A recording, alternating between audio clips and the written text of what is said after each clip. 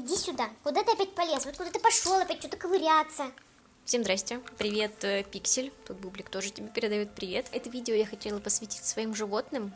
Его я собиралась снимать где-то на протяжении полугода, и, к сожалению, пока я вот собиралась, одна из моих кошечек умерла.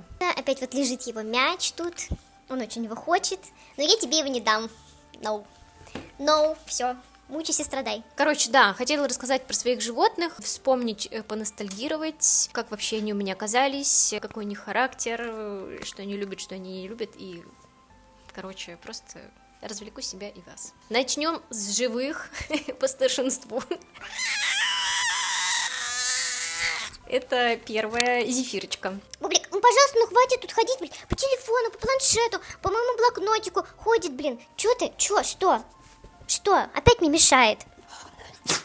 Бублик. Мы очень много опять отвлекаемся. Он все еще пытается достать мяч. Бублик, нет. Успокойся, пожалуйста, иди поспи. Ладно, все, поехали. Первая про Зефирочку, мою сладенькую конфетку, облачко мое. В общем, у меня тут целый конспектик. Завела я в мае 2014 года. Окей.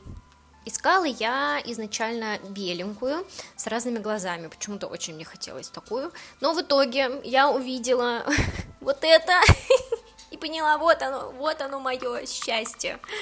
И, как видите, у нее на фотке там такие коричневенькие пятнышки, я думала, что она изначально с коричневенькими пятнышками, но она оказалась серыми, но и что? Купила я ее за косарь. Почему-то в моей голове вообще не было такого факта, что вот я могу взять, во-первых, кошку бесплатно, а во-вторых, не знаю, с улицы там не было. Я не поняла, почему не было. Ну, в общем, в итоге я ее купила. Мы съездили с моей подружкой, кажется, на Алтуфьево. Мы приехали в квартиру, там была ее мама, был ее папа, такие все большие котики и куча котяточек. И Зефирка была из них такая самая спокойная, меланхоличная, что-то там не бегала, не носилась, как остальные котики. И она просто подползала периодически к маме и сосала ее сиську. И я такая, о, все, это моя кошечка, моя остановочка, забираем. Сделала я херню, потому что везла я ее даже без переноски, без всего. Мне завернули ее в тряпочку и сказали, все, едьте. Сейчас бы я так 100% не сделала, потому что, ну, представляете, везти в метро животное маленькая, которая может вырваться, все такое, но на самом деле все прошло хорошо. Слава богу, она просто всю дорогу спала. Вообще, пуська, лапушка. Все еще пытается достать мячик. Нет, Бублик, иди отсюда. Я потом тебе дам. Бедная собака. Бублик, что ты делаешь? Ты хочешь тоже видео снять? Слушайте, я не понимаю, что происходит. Почему он именно начинает приставать ко мне и вообще делать какие-то дела, когда я видео сажусь снимать, это невозможно. Я даже когда прохождение снимаю, он тоже начинает что-то грызть, ходить туда-сюда. Я вообще делами своими заниматься сразу начинает, да, Бублик? Итак, я тут вообще-то про Зефирку, про тебя я обязательно расскажу, но только немножко попозже. Про тебя, по-моему, самый большой блог будет. Да, она была маленьким котеночком, она очень забавненькая, такая пухленькая, она как и все котики, и очень сильно у котят мне нравится, что у них такие треугольненькие, толстенькие хвостики в детстве, просто такие они. Блять, он мячик достал. Ладно. Когда я ее только взяла, Зефирка пряталась за холодильником, наверное, несколько дней. И я не понимала, где она сыт. Я даже позвонила этой женщине, у которой я купила кошку. Сказала, и она такая, ну вы подождите. И она буквально в тот же вечер наконец-то вылезла, освоилась и начала прыгать, как лось. Какой лось? Лоси не прыгают. Господи. Коза!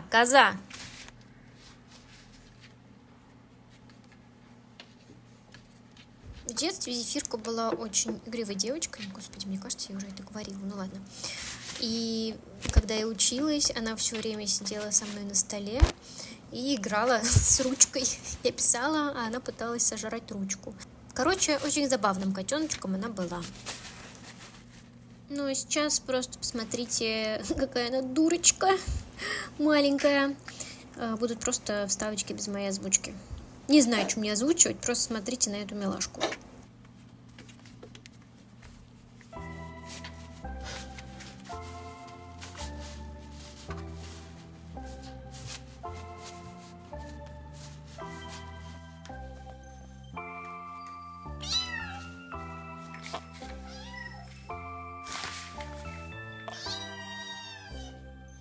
Что такое, Зефирка?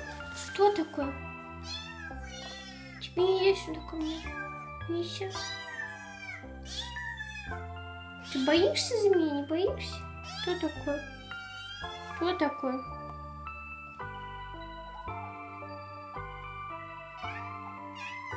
Ну запрыгивай, будешь на меня смотреть.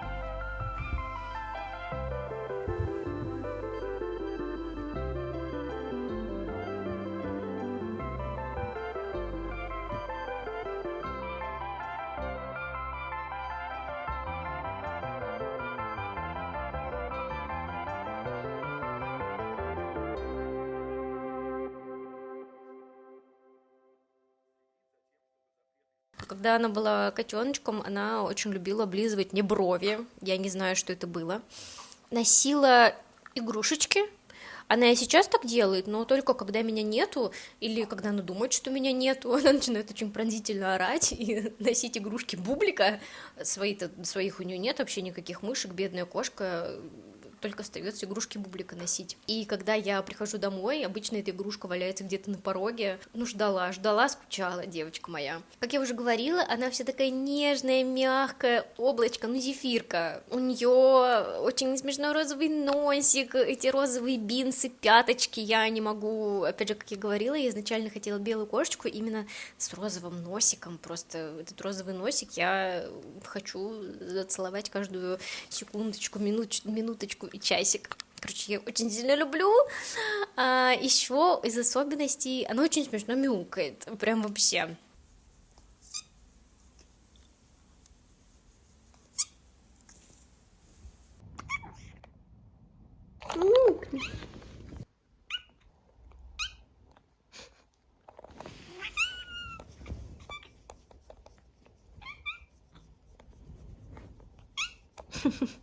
Мурчит, прям как трактор, и может начать мурчать, даже если ее там не гладишь, не трогаешь, просто приходишь к ней, там, начинаешь с ней как-то разговаривать, и она начинает мурчать просто. Еще у нее вот такая вот серенькая пяточка, очень милая.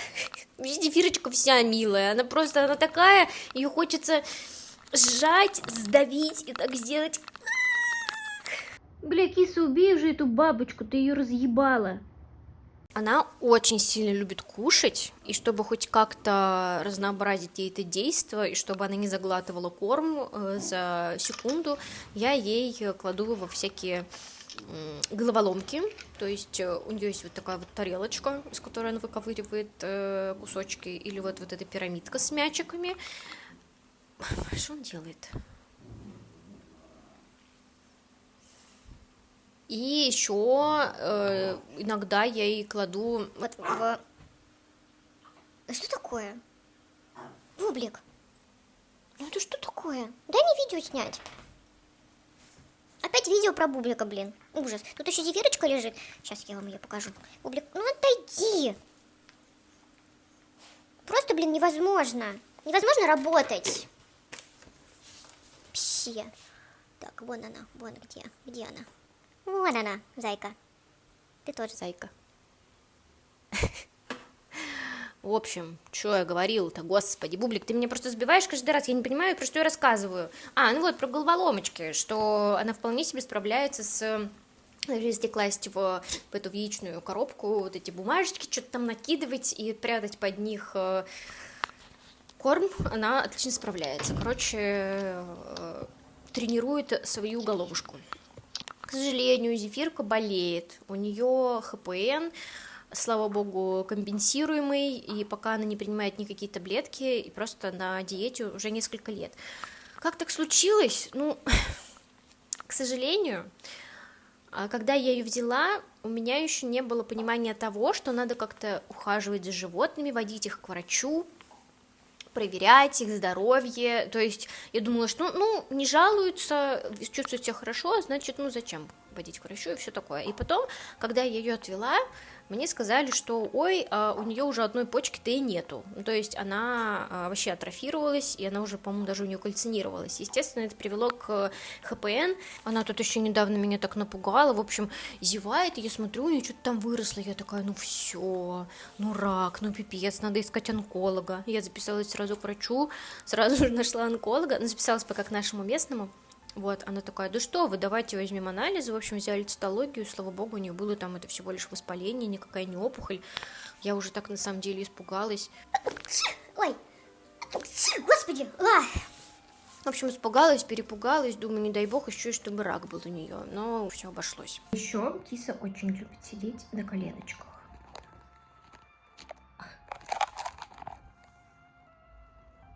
Она делает это очень часто. Я сажусь, и она запрыгивает. И вот все время вот так вот мы сидим. Да, киса? Да? Ты такая коска. Чей нос? Чей нос такой розовый? Фокуса нет. Ладно.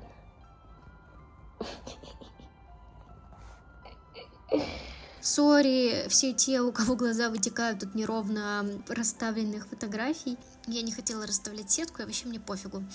Хочу вам рассказать одну ужасную историю про сетки антикошки. Я жила на первом этаже раньше, у меня там были просто обычные решетки, не было антикошек вообще. Естественно, произошло так, что Зефирка у меня 2 раза убегала в подвал. В первый раз я заметила это, наверное, не помню, кажется, ночью. Мы с моим тогдашним парнем ходили ее поискали по улице под машинами, и потом уже поняли, что надо лезть в подвал. Подвал был открыт, в плане дверь, но при этом решетки были все закрыты. Но между ними расстояния были настолько большие, что я могла туда пролезть. Но, мне так было страшно, это ужас какой-то, лезть в этот подвал, там света не было, а парень мой не мог туда пролезть. И замок мы тоже никак не могли вскрыть. Мы пытались, мы смотрели туториалы, как вскрыть замок шпилькой, у нас ничего не получилось. В общем, я полезла в этот подвал одна, и кошку, слава богу, нашла. Она там сидела на какой-то куче грязного мусора, просто тихо орала. А мы ведь ее пытались найти, типа там кис-кис-кис. Господи, там Бублик скачет, как кабан опять. Надеюсь, этого не слышно. И вот, в общем, нашла я ее, вытащила. Естественно, я была тупая и бедная, и опять не поставила никакие антикошки. Кошка опять убежала, опять в подвал. При этом там уже у нее был друг, кот, который, видимо, ее как-то там поебывал. Сразу после этого мы ее пошли стерилизовали. Во второй раз там уже эти решетки заварили, я не могла туда пролезть, и пришлось идти в управляющую компанию, просить, чтобы нам открыли подвал. И там уже было не так страшно, там везде горел свет, и плюс ходил мой парень бывший. и работник УК. Вот так вот, детки, ставим антикошки. Кошки тупые, они могут полететь за любой птичкой, мушкой с любого этажа. Слава богу, у меня был первый. И некоторые вот говорят, да что, да нормально, что она прыгнет высоко же. Нет, блядь, когда-нибудь она прыгнет. На это нужно просто время. Вот. Ставим так, что антикошки. Продолжаем. Самое интересное про Бублика. Бублик, про тебя сейчас буду рассказывать. Твой выход. На самом деле, про него у меня уже есть видео на канале, оно старенькое, по-моему, 19-го года, я его сделала только когда взяла его, там, спустя пару месяцев, но мне есть что добавить. Я перескажу хронологию событий еще, как он у меня появился. Никогда я не хотела собаку, но подружилась с девочками, которые ее прям очень сильно мечтали иметь, и я такая, а может мне тоже надо? Короче, как-то они меня заразили этим всем, потому что я до этого была кошатницей. Мне нравились кошки, я вообще абсолютно не хотела никакую собаку. Я сразу понимала, что, во-первых, я не хочу брать щенка, во-вторых, я не хочу покупать какую-то породистую собаку, хотелось бы взять из приюта, с улицы, все такое, вот. Хотелось небольшую собаку, с которой я бы могла справиться физически. И я нашла группу ВКонтакте «Маленькие собаки в дар», возможно, она до сих пор существует. И, в общем, я там листала, парочка собачек меня зацепила, но когда я увидела это... Я такая, все, боже мой, это мое. Плюс он был довольно-таки недалеко от меня, в Калужской области, в Козельске. Позвонила, мне сказали, да-да-да, приезжайте. Слава богу, я додумалась взять переноску, потому что я бы его просто оттуда не увезла. Во-первых, я когда приехала, он жил в какой-то неправославной общине, я не знаю, как это назвать. Короче, в Козельске есть пустынь, монастырь какой-то, вот. И, я так понимаю, туда приезжают паломники, которые останавливаются в этом, я не знаю, как назвать, постоялый двор. Он там жил с религиозными православными людьми, жил вместе с козочками у них там в загоне и с большой собакой. Сенбернар это, наверное, который собака Бетховен. Как мне объяснила женщина, которая отдавала его, ее подружка взяла его как породистую собачку, как и Джека Рассела, я так поняла, потому что у этой женщины уже был Джек Рассел девочка. И что-то то ли она потом поняла, что он не породистый, то ли были какие-то проблемы у ее собаки с Бубликом, они не прижились, что ли, как-то. Она хотела выкинуть Бублика, кстати, тогда его звали Бося, она хотела выкинуть Босю, но вот эта подружка женщины, к которой я приехала, вот эта православная женщина, она пожалела его и забрала к себе жить там на улицу, но она сказала, что он вообще какой-то абсолютно крейзи, он перепрыгивал через 2-метровый забор и бежал просто на дорогу. И она такая, я понимаю, что в какой-то момент он просто, его машина сбила, и все. Да, она дала объявление, слава богу, объявилась, я увидела это сокровище, и приехала, забрала его. Меня даже ничего особо не спрашивали, мы его... так немножко там поболтали, я посмотрела на него, милашка, и начали запихивать его в переноску, это было очень сложно, он, естественно, туда не хотел залезать, ехала сначала на автобусе, потом на электричке, и когда я доехала до лесного городка, я вытаскиваю его из переноски, он начинает просто метаться, как голубка в клетке, бедная, еле-еле дошли до дома. Он мне там все обоссал. Я в какой-то момент просто сползла по стенке и думала, что я не хочу собаку, зачем я ее вообще взяла. При этом я готовилась к его появлению, я там читала какие-то статьи, что там делает с собакой, когда вы ее только взяли, я купила ему корм хороший. Я думала, что я готова. Ни хера, блядь, я бы не была готова. И да, как я уже говорила, мы приехали домой, он мне все обоссал, я сползла по стенке и такая, я буду искать ему новых хозяев. Это невозможно, потому что... Но я пофиксила его проблемы с туалетом, он стал поспокойнее, буквально через пару денечков, и я поняла, что я с ним расставаться не хочу, это моя собака. Кто такой хороший мальчик? Кто хороший мальчик? Бублик хороший мальчик. А вообще он уже очень-очень хорошо ходит на поводке, на шлейке и практически не тянет. Ну, то есть натяжение очень минимальное, если оно есть. Ой, что такое?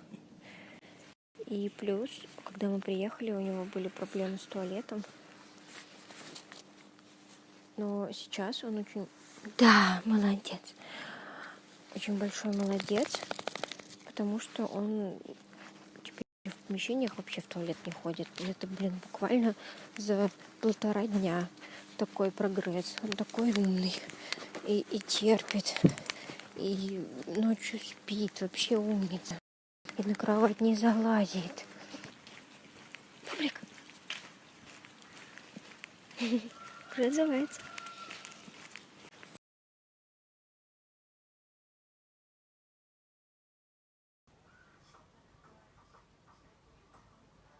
И изначально, когда вот я только его взяла, он уже жил на улице, я приучала его к туалету, я каждые 4 часа и днем и ночью вставала, и мы с ним шли в туалет и закрепляли его это поведение. Также изначально я такая: собака не будет спать в кровати, собаке там не место.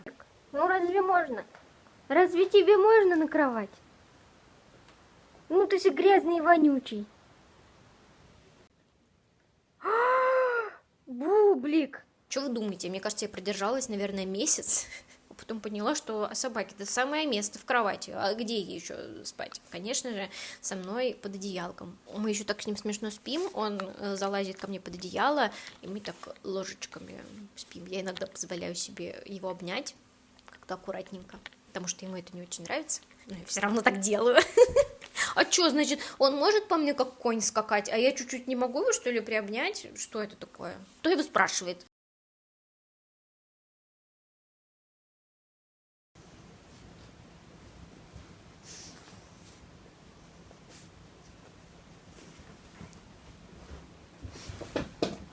Бублик у меня зооагрессор. Мы это фиксили у кинолога, но, как мне сказала Настя, кинолог, бывших зооагрессоров не бывает. И у него в процентах, наверное, 70 он более-менее нормально обходит собаку, но именно вот эти 30% это ужас какой-то. Обычно это еще происходит с большими собаками. Хаски, лабрадоры — это какой-то ужас. Он превращается в демона, он меня не слышит, он тянет, он себя душит, и иногда остается только взять его под мышку и бежать скорее от этой собаки. Я знаю, что так особо делать нельзя, но он реально начинает захлебываться своими слюнями, у него глаза наливаются кровью, и кроме как реально взять его на руки и убежать, вообще никаких вариантов нету. Это не собака, это какой-то демон. Кто? Кто опять ел говно? Кто опять ел какашки кошачьи? Так вкусно было. Ты мне принес? Нет?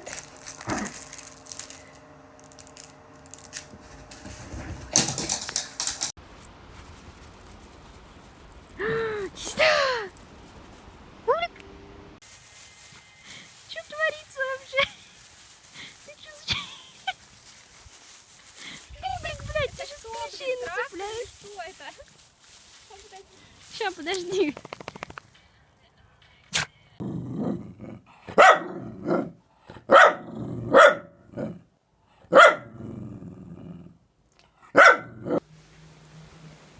Ты что под кровать залез?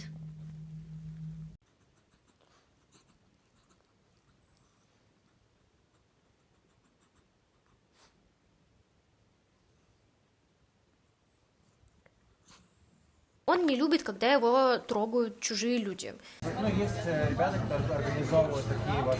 Или когда знакомые, но не очень близкие люди трогают его, например, за ушки. Он может что-то там повизжать, даже укусить, и мне спрашивают, а у него ничего не болит? А у него ни хера ничего не болит. Мы проверяемся. И когда я его трогаю за те места с той же интенсивностью, ему типа вообще норм. То есть ему как-то не нравится, что реально трогают незнакомые или малознакомые. Также он может кусаться. У него были проблемы с глазами, ему надо было капать капли. Естественно, я просто начала сразу совать ему эти капли в глаза, и он не оценил этого и укусил меня. Ну, не то, что там откусил кусок мяса, но прикусил там до крови, у меня содрана кожа была. И в этот момент я поняла, что собаки страшные, даже такие как маленькие, как Бублик. И я как-то даже начала его опасаться, и вот в первый раз, когда он меня укусил, я даже заплакала, потому что мне было жутко обидно, я реально начала его бояться. Тогда мы обратились к кинологу, не очень удачно, там был странный какой-то кинолог, но как бы потом мы нашли Настю. Я пыталась его приучить к этим гуманным капаниям глаз, но в какой-то момент я просто забила, потому что я устала. Теперь я ему надеваю намордник и капаю глаза, когда мне надо, потому что пошел он, блин, это сколько можно его в жопу целовать? Блин, ну потерпит, что теперь? Не ешьте меня, пожалуйста. Порой бывает вот так вот.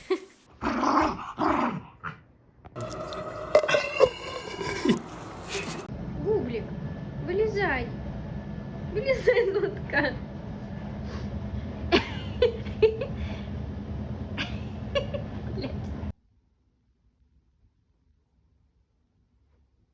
Бублик у меня тоже больной на голову.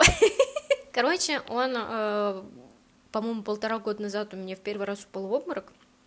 Я тогда очень сильно испугалась, у него нашли аритмию, тромб в сердце, с тех пор он пил антиаритмики. И вот недавно мы обратились к другому врачу, у него обнаружили эндокардиоз, клапаны там, кровь пропускают, сердце напрягается сильнее, в общем, все это не очень хорошо, сердечная недостаточность, пьет таблеточки сейчас специальные. И еще у него нашли гипотереоз, блядь, тоже пьет таблетки.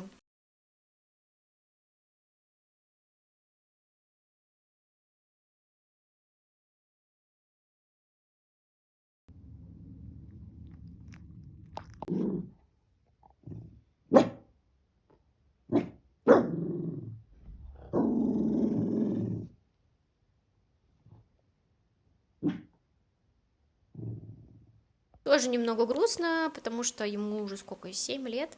В 19, я не сказала, я его в 19 году взяла, летом. И когда я его взяла, ему было где-то, наверное, примерно год уже. То есть он был не маленький. Щенячество я, слава богу, его пропустила. Насчет подростковости не знаю. Вроде он себя более-менее всегда нормально вел, особенно после того, как я его кастрировала. Я помню, когда я только его взяла, я таскала его везде, по всей Москве, с друзьями куда-то там гулять его возила, в бары ходила. В лоток сел, блядь, Бублик.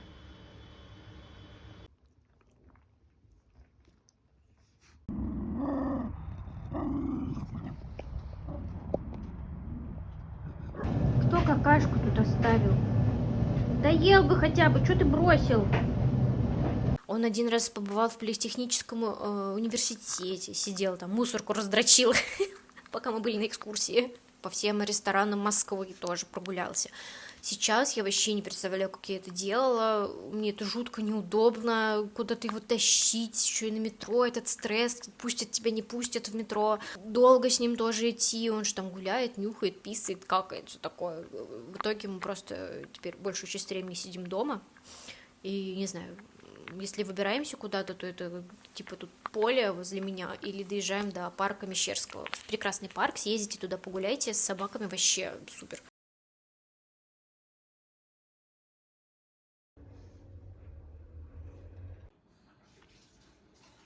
Наташа «Очумелые ручки» называется.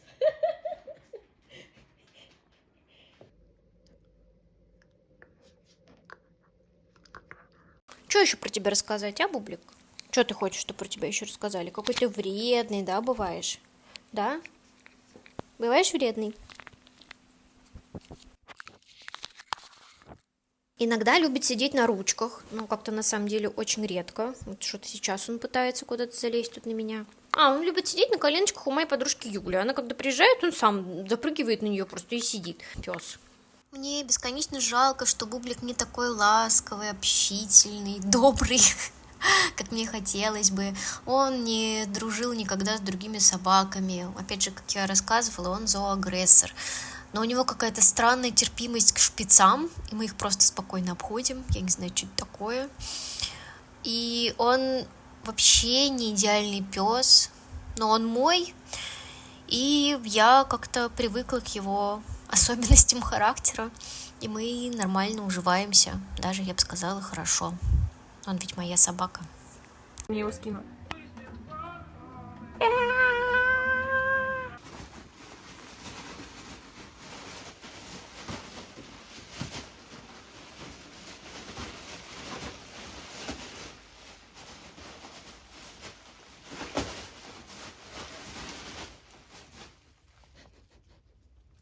Ви, гнездо. Чего ты остановился? Да, тут сральник, тут надо убраться. Доброе утро, доброе утро. У меня еще есть пару историй про Бублика, когда у нас был дом в Волоколамске. Я тогда не знала, что собак нельзя просто так одних оставлять дома, и что у них есть вот эта вот сепарационная тревога, все такое. Я думаю, ну что, оставим его и куда-то там пойдем гулять. Мы его заперли в комнате, и когда мы пришли, он эту дверь всю практически сожрал. Ну, не то, что сожрал, она была такая деревянная, с какими-то кантиками. В общем, все эти кантики были пожраны, содраны когтями. Короче, бедная собака. Я не знаю, что он там пережил. Ты чё, плавать умеешь? Ты куда поплыл? Возвращайся. Бублик плавать умеет. Я думала, он не умеет. Людей вылечить. Собак стрижи.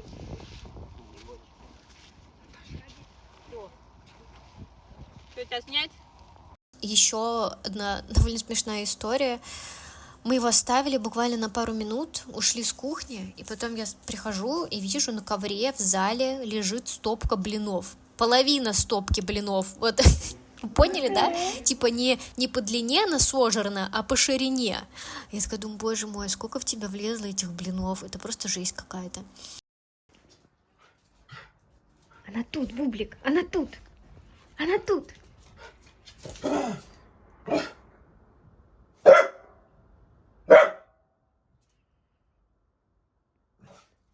Где муха? Где? Куда улетела она?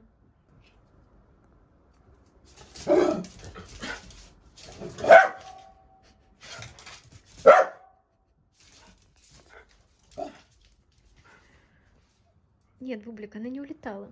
Она тут.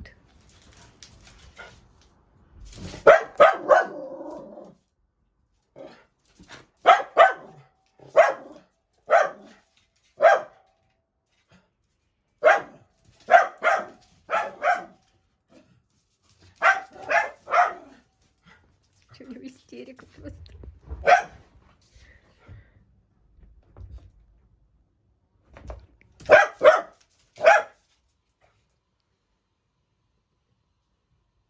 Ой, еще он, короче, ссал там на шторы и диваны маме.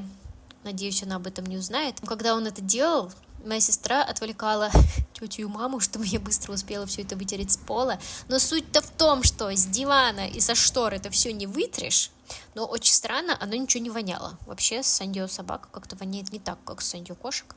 Очень странно. Ну ладно.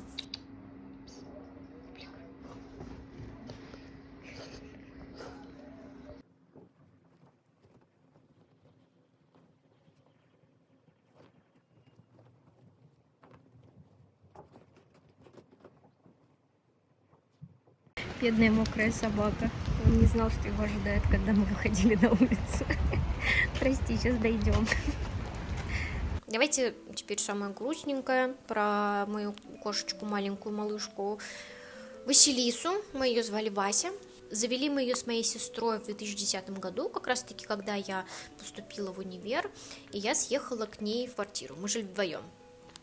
А я, как я уже говорила, что все детство провела с животными, и мне просто физически нужна была кошка. Приложить ее, как подорожник.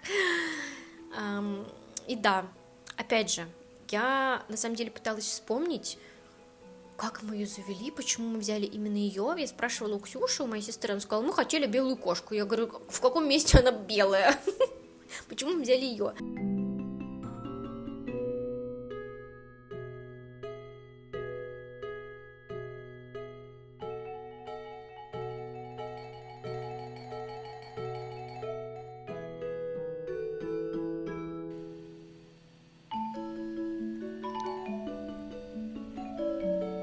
К сожалению, тогда не было айфонов, и мы не фотографировали все, что не приколочено. И никаких фотографий маленькой Васеньки не осталось, хотя я пыталась их найти, Ксюша тоже пыталась их найти, что-то мы так и не разрыли в наших архивах. В итоге есть только с 2013 года, кажется, какие-то фоточки. Но я помню, что купили мы ее за 5 косарей. У нее порода невская маскарадная, просто божественной красоты кошка, эти голубые глаза, такие тигриные немножко лапки, мордочка, вот это полосатенькие. Очень красивый коричневый этот цвет, но она просто королева, и когда мы ее увидели, поняли, вот она, Василиса, прекрасная, с своими глазенками.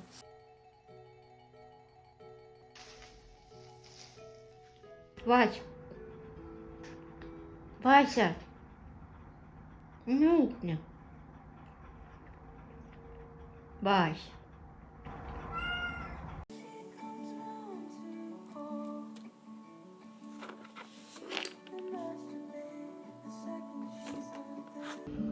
Кошечка просто пришла и упирается лапками в стол, ей неудобно, но она мурчит и не уходит. Красава. Грызу чесать кошку. Кажется, Ксюша сказала, что она забирала ее с Савеловской, и когда она ехала на машине, Васенька просто тихонечко спала у нее на коленочках.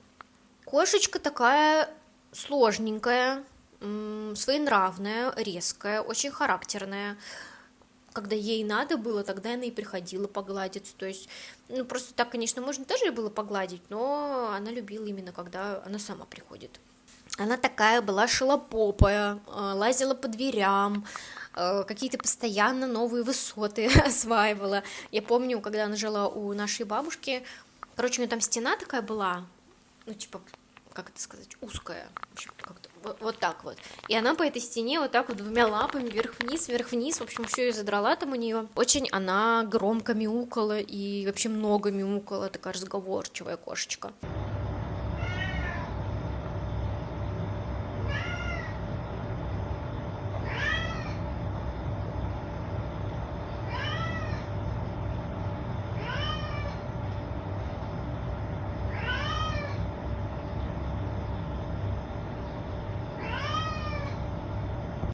Она очень прикольно любила ложиться под бок, под каким-то углом. То есть ты лежишь, и она... Господи, я даже не знаю, как это изобразить.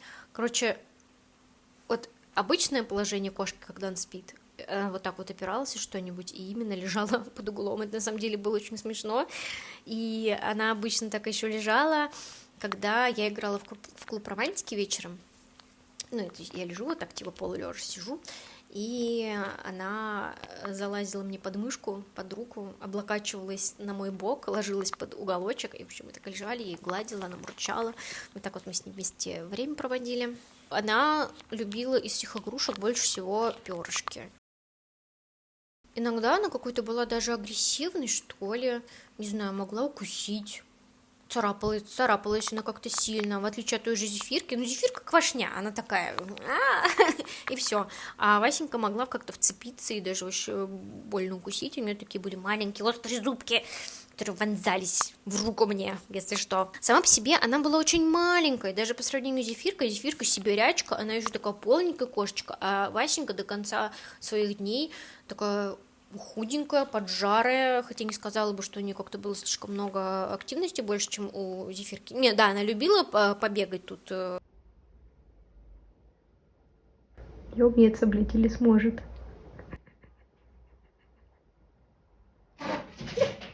Любила закапывать стену вместе со своими какашками, и она до сих пор расцарапана, я ничего там не покрасила. Когда-нибудь, наверное, это надо будет сделать.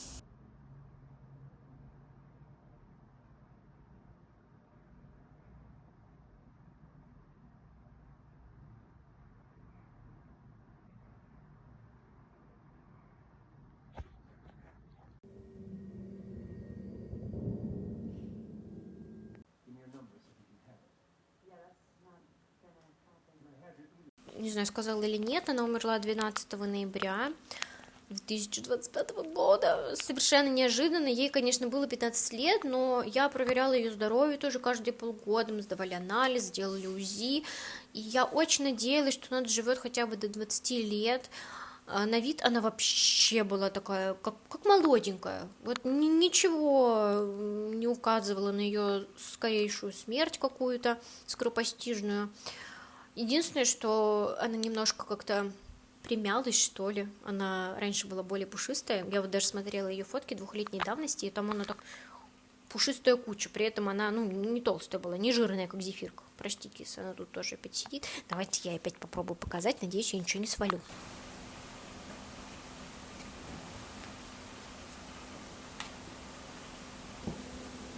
Что у тебя тут во рту?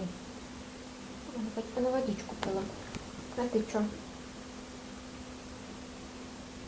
Или как будто бы я не так уж и много что-то там рассказала, описала. Ну, я, конечно, я попыталась все вспомнить, дополню все это, естественно, фотографиями, видео. И хочется закончить тем, что очень грустно, что домашние животные так... Ты куда пошел опять? Что домашние животные так мало живут, так мало времени они с нами проводят. Я с каким-то ужасом понимаю, что ну, зефирки-то не так уж и много осталось. Ей 12, сколько ей лет? 11, 12 год будет. Но у нее такое тяжелое заболевание. Плюс Бублик тоже, блин, сердечник, гипотериозник. Непонятно тоже, сколько он проживет. Жалко, грустно. Я, конечно, стараюсь об этом не думать, но как об этом не думать, если это какой-то неизбежный конец? А он взял другую игрушку, которая хрустит. Ты моя умница, ну молодец, ну давно не было тебя слышно. Пиздец, блин.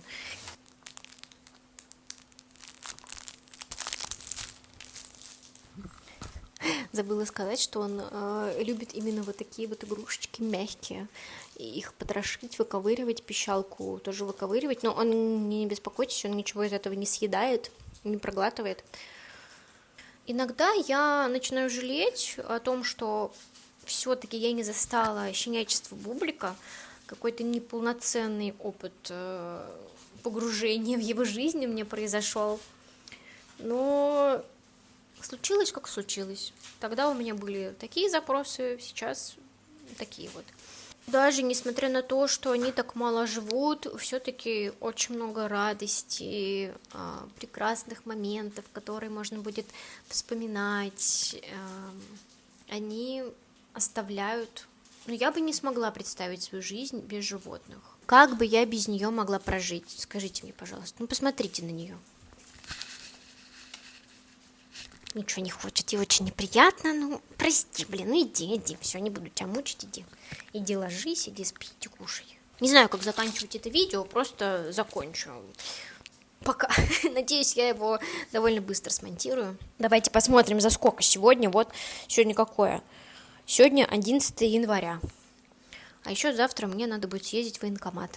Господи, ужас какой. Все, до свидания.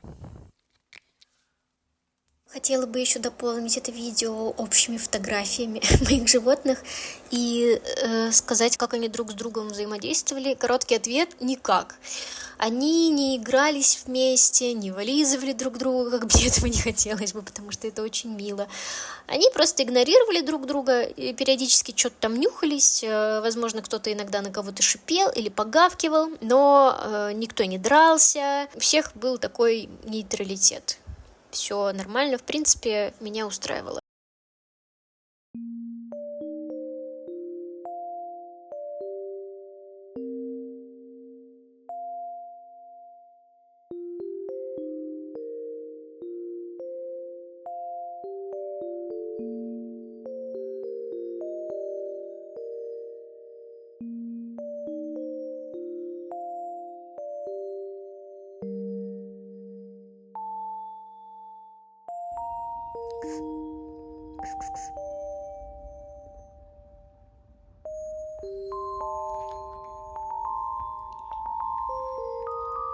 Ой, господи, качество отвратительное. Ну ладно, смотрите. Раз. Кошка спит. Спит кошка. А тут два, кошка сидит, как птица. Вась. Вась. Чё доебалась? А вот тут еще Бублик лежит на грязном постельном белье. Блять, видно, нет? Сейчас уроню телефон нахуй!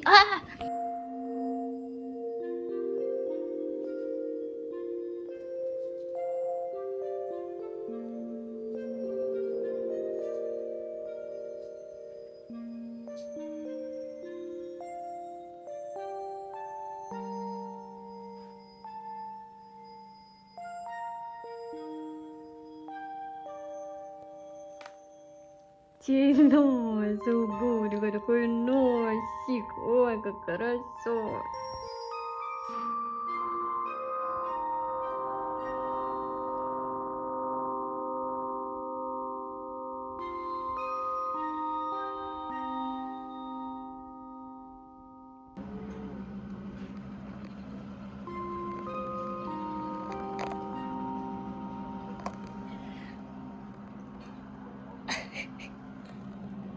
Так и проводим время.